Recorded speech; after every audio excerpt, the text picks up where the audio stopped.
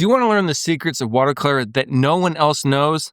Then you need to watch this video. And today I'm talking about Daniel Smith's Imperial Purple. Now this is a really interesting color because it is made of quinacridone red and ultramarine blue mixed together. And it's this beautiful purple color. I'm doing a graduated wash right now, going from dark to light. Where this color really starts to shine is in those mid-tone values. When it's really dark, you don't see a lot of separation, but in the mid-tones, you definitely do start to see a lot of separation. And you will visually see that quinacridone red sit on top of the ultramarine blue. Now the ultramarine blue, the Daniel Smith ultramarine blue, I really enjoy working with because it's super granulating.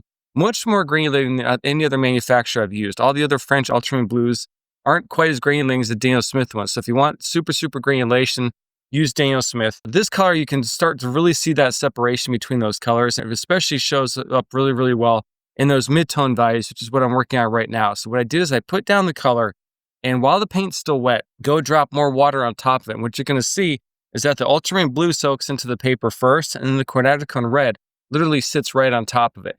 So the more you mess with it, the more you're going to start to see this effect. Sometimes I go back in and I take off a little bit of the water and drop more water into that to encourage this blossoming effect. But you will see that red soaks into the paper secondary. The blue soaks in first, and you can see it sitting on top of the paper right now.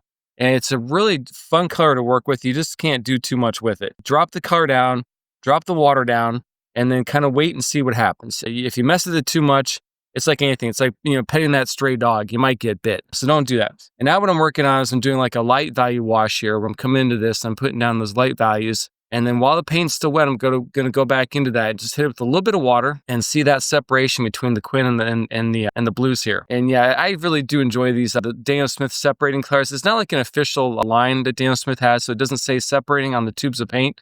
But they've got 5 or 6 colors that are designed to separate on the paper, and I do love working with these, and these are one of these guys. And let me know what you think about this color. I'd love to hear from you. Please leave some comments in the YouTube description below. If you like this content, hit subscribe. I'll have more watercolor tutorials in the future. Thanks a lot and happy painting.